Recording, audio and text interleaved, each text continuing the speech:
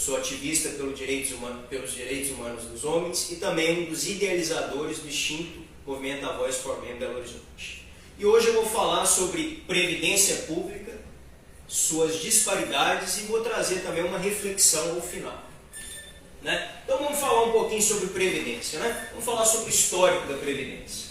A primeira lei que tratou da previdência no país foi a Lei Eloy Chaves. Então ela garantia o chamado repouso remunerado para os trabalhadores fabris naquela época.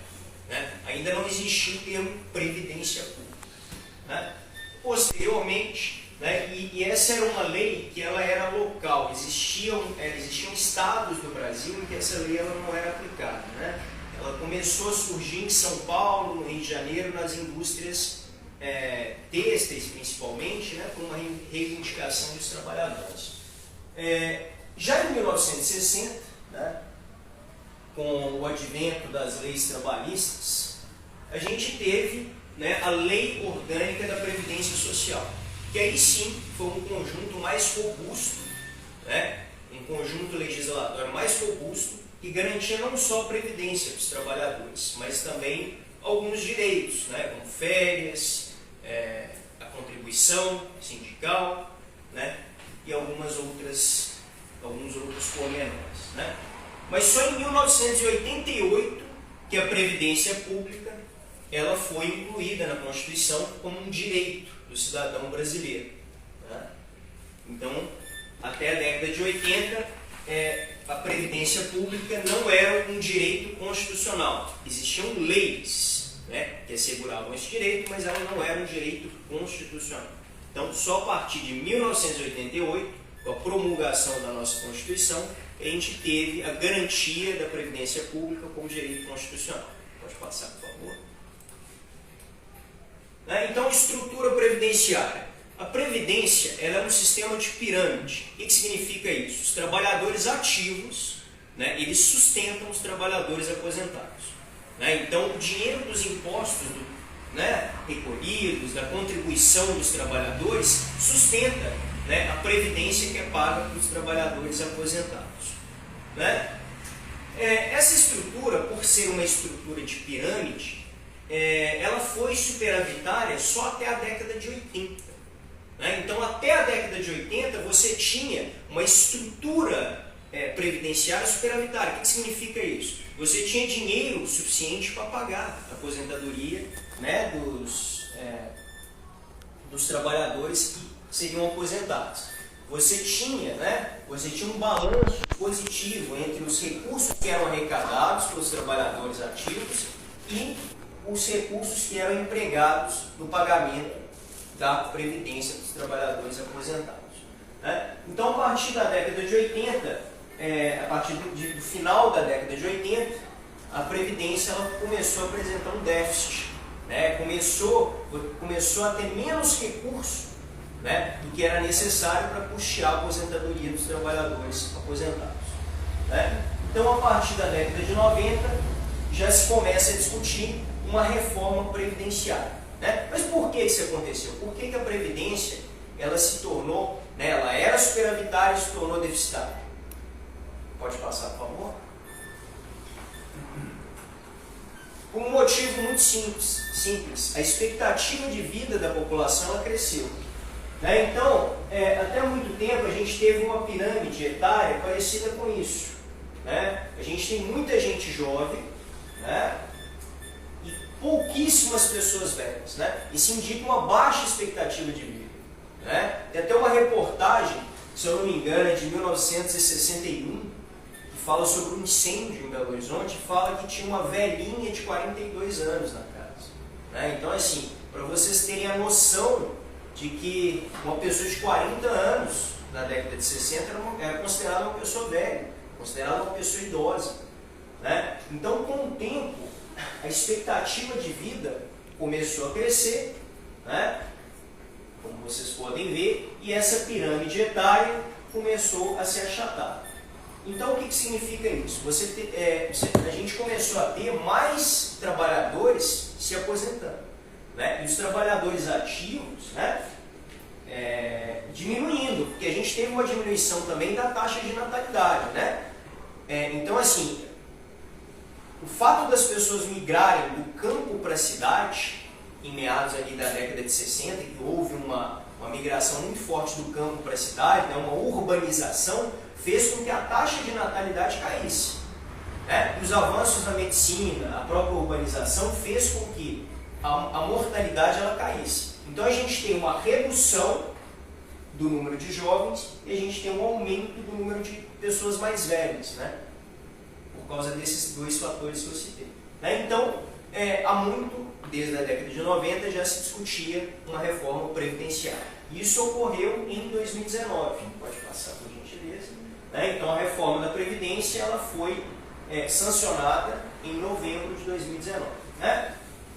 Então a reforma ocasionará uma economia de 865,6 bilhões de reais até 2029. E, embora alto, o valor ele não é nem próximo do que a gente precisa para a gente ter uma previdência superavitária. Então vamos falar um pouco sobre a regra antiga da Previdência e um pouco sobre a regra atual. Houve também uma mudança com essa reforma da Previdência, uma mudança na base de cálculo do INSS. Então houve uma redução do percentual de salários considerados. Pode passar por gentileza. Então na regra antiga, você tinha para as mulheres um tempo mínimo de contribuição de 30 anos. Então, se uma mulher tivesse 30 anos de contribuição, ela poderia se aposentar. Ou se ela tivesse mais que 60 anos e tivesse contribuído por pelo menos 15 anos da vida dela, ela também poderia se aposentar. Então, são dois critérios. Ou a mulher contribuiu por 30 anos, ou ela tem mais de 60 anos e contribuiu por 15 anos. Essa é a regra antiga para as mulheres. Você tinha também a questão do sistema de pontos, que você somava a idade com o tempo de contribuição.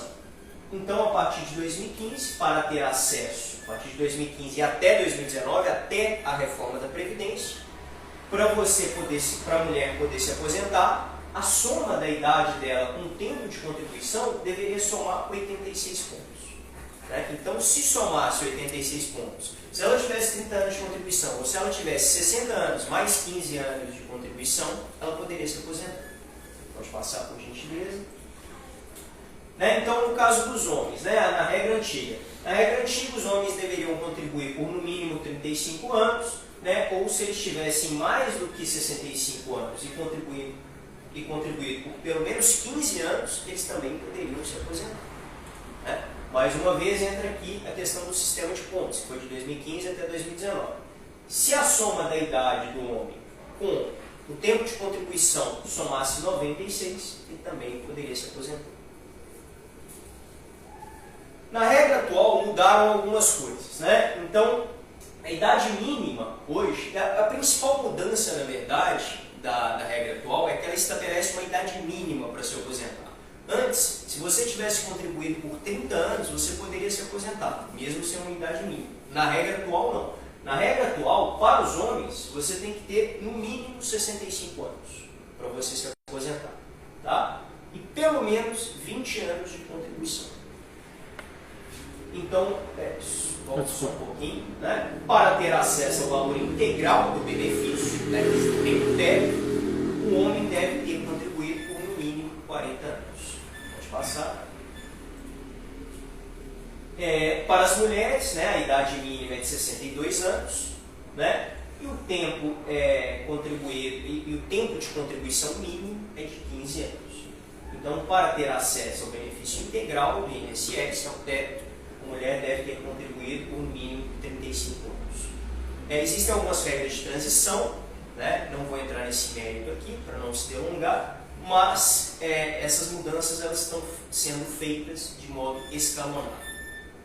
Pode passar por gentileza. Esse é o seguinte, você quer... Esse é o seguinte? Não, pode ir. É o seguinte, você quer? Expectativa de vida? Não, é o anterior. Como vocês podem ter notado, tanto na regra antiga quanto na regra atual, existem disparidades nos critérios de acesso. Ou seja, a mulher ela se aposenta mais cedo e com menos tempo de contribuição. A questão que a gente vai colocar aqui é a seguinte: será que os dados corroboram essa disparidade previdenciária? Será que os dados corroboram essa disparidade nos critérios de acesso? Será que realmente a gente tem dados que embasem as mulheres se aposentarem mais cedo e os homens se aposentarem mais tarde? Vamos olhar? Pode passar. Então a gente tem que levar alguns critérios em consideração, né? Expectativa de vida, condições de trabalho, né? Então, questão orçamentária também, né? Então vamos ver. Aí faltou o caso do trabalhador rural. Sim, porque hoje eu não vou entrar nesses pormenores, mas realmente existem três classes que são excluídas dessa regra, né? Militares, professores e trabalhadores rurais, né? Que eles se aposentam mais cedo. Existem regras específicas também para o servidor público, né? O trabalhador rural, o homem, ele se aposenta com 55 anos, na verdade a mulher se aposenta com 55 anos e o homem com a idade mínima de 60 anos. Para os professores, eu não vou lembrar de cabeça, mas também é uma idade menor, se eu não me engano, 57 anos, né? O homem, né? E a mulher, parece, se eu não me engano, é 54 anos. 53. Isso. E os policiais militares também, né? Se eu não me engano, é 55 anos.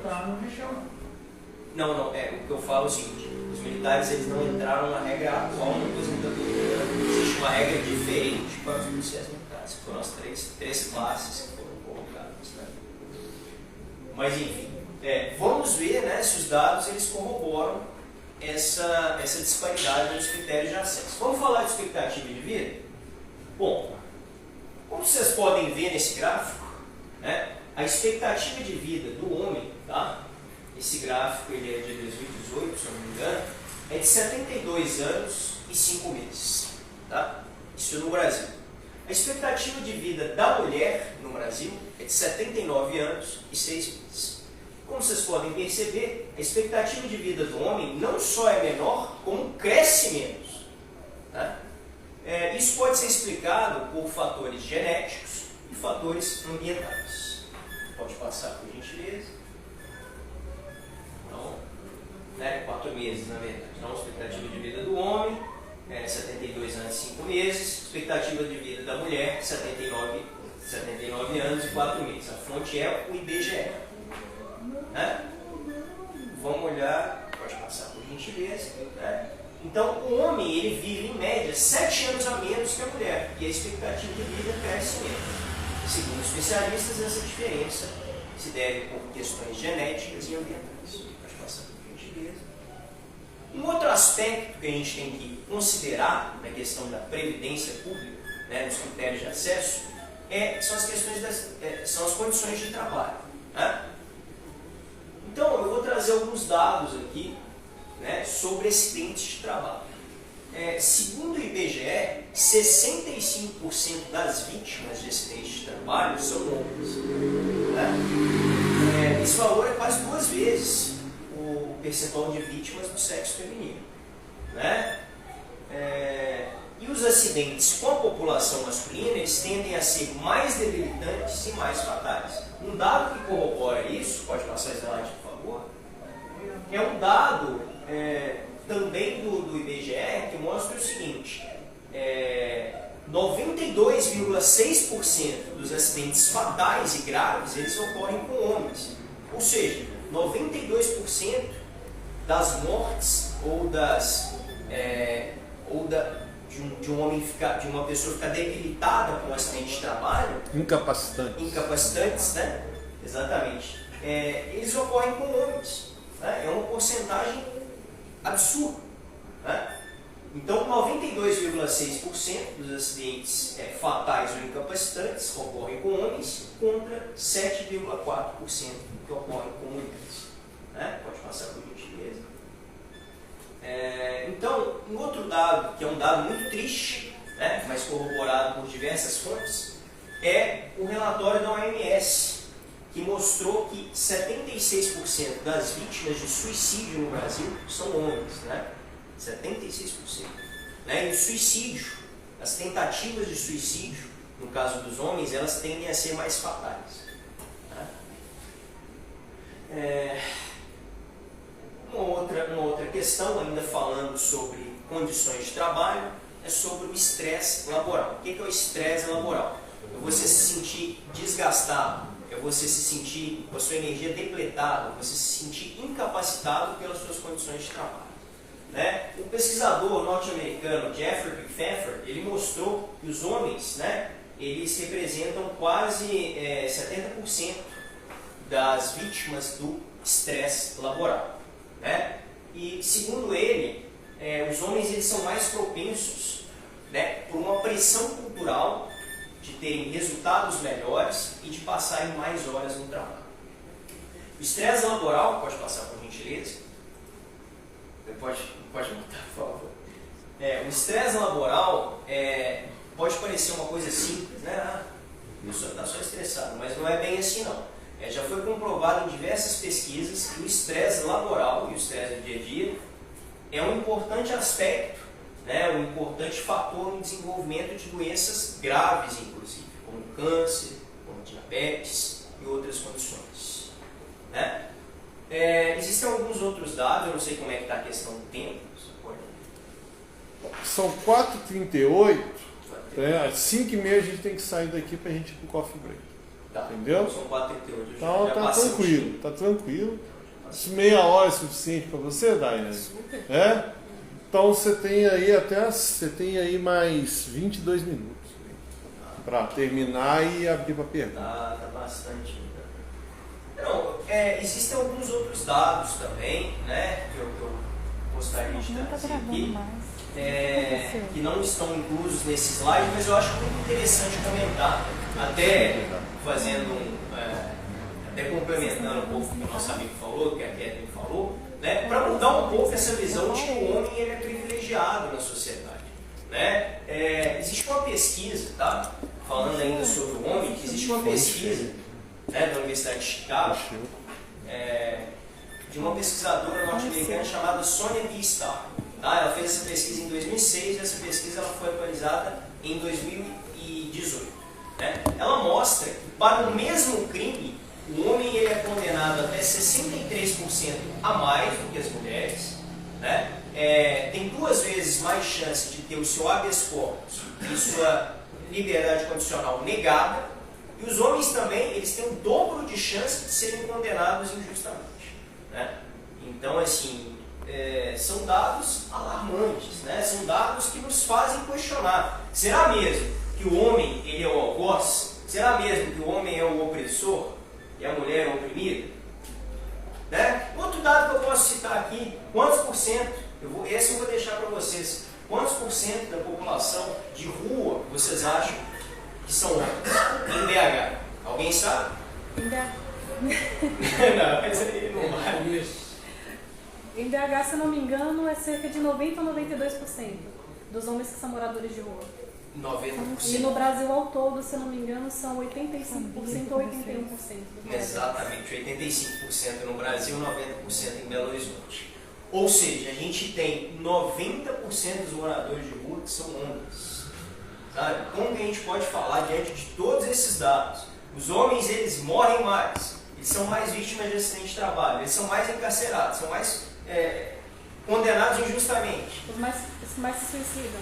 Os mais se suicidam, né? A maior população de rua hoje no Brasil é em Belo Horizonte, né? A maior população de rua é em Belo Horizonte.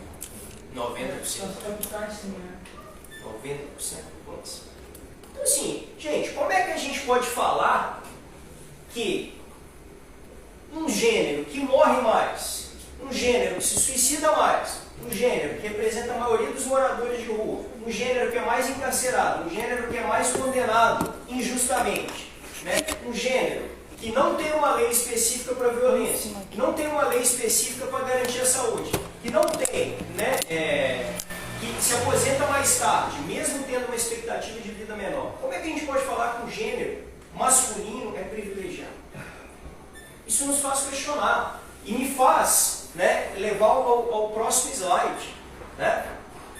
Diante de todos os dados apresentados, vocês acham justo que o homem ele se aposente mais tarde e com critérios de acesso mais rígidos do que as mulheres?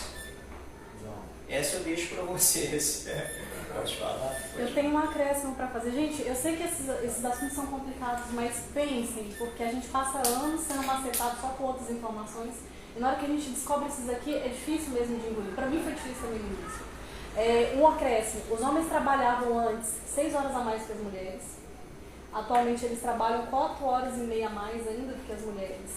E a questão do serviço doméstico, né, que poderia ser falado de uma dupla jornada.